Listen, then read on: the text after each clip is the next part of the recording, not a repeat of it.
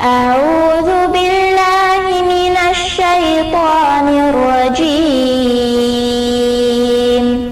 بسم الله الرحمن الرحيم. அஸ்ஸலாமு அலைக்கும் வரஹ்மத்துல்லாஹி வபரகாத்துஹு. உஸ்வத்துன் ஹசனா இஸ்லாமிய மகளிர் கல்லூரியில் பேராசிரியாக பணிபுரியக்கூடிய ஆலிமா முர்ஷிதா உங்களுடன் 5 நிமிட மதரசாவிலிருந்து ஒரு சிறிய தகவலை பகிர்ந்து கொள்கிறேன். ஆரம்பமாக இஸ்லாமிய வரலாறு. ஹல்ரத் சுலைமான் அலைஹிவஸல்லம் அவர்கள் தாவூத் அலைஹிவஸல்லம் அவர்களின் மகனாவார்கள். இவர்கள் யெகூதாவின் தொடரில் யாக்கூப் அலைஹிவஸல்லம் அவர்களின் சந்ததியைச் சேர்ந்தவராவார்கள்.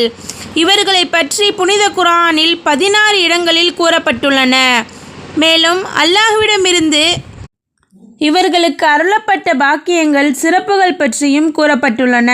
சுலைமான் அலைஹிவஸல்லம் அவர்களுக்கு இயல்பாகவே புத்தி கூர்மை, தீர்ப்பளிக்கும் திறன் ஆகியவற்றை அல்லாஹ் அருளியிருந்தான்.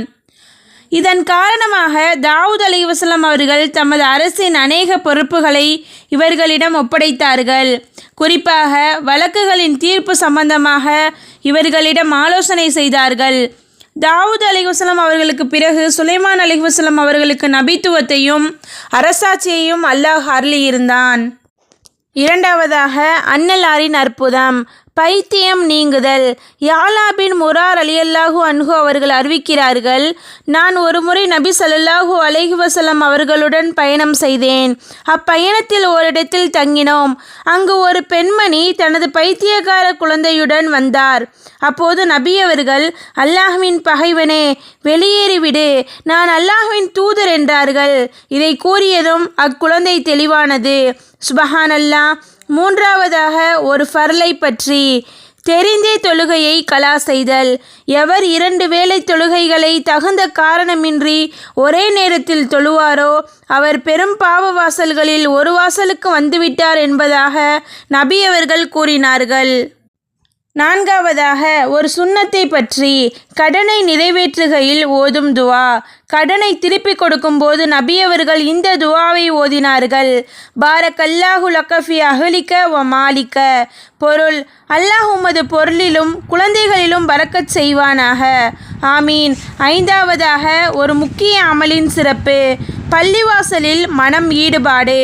அல்லாஹ்வின் நிழலை தவிர வேறு நிழலே இல்லாத அந்த மறுமை நாளில் 7 வகையான மனிதர்களை அல்லாஹ் தன் நிழலில் வைத்திருப்பான்.